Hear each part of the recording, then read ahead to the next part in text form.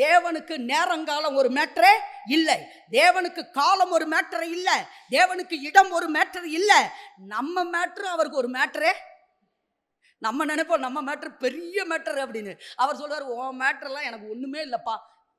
அவரோட சுண்டு விரல் நகம் பட்டா கூட போதும், நம்மளை வானலாவ உயர்த்தி விடுவார், வானலாவ உயர்த்தி விடுவார். அவர் சுண்டு விரல் நகத்தை வச்சு தூக்குனாலே நம்ம வானலாவ உயர்வோம். அதனால அவருக்கு காலமோ நேரமோ இடமோ நம்ம மேட்ரோ ஒரு பெரிய மேட்டரே இல்லை. அவராலே எல்லாம் கூடும், அவராலே எல்லாம் கூடும், எல்லாம் கூடும். அவர் இல்லாத இடமே இல்லை, அவர் இல்லாத காலமே இல்லை, அவர் இல்லாத காலமே இல்லை. அவருக்கு தெரியாத மேட்டரே இல்லை. பக்கத்தில் இருக்கவங்களை பார்த்து சொல்லுங்க, அவருக்கு தெரியாத மேட்டரே இல்லை, அவருக்கு தெரியாத மேட்டரே இல்லை.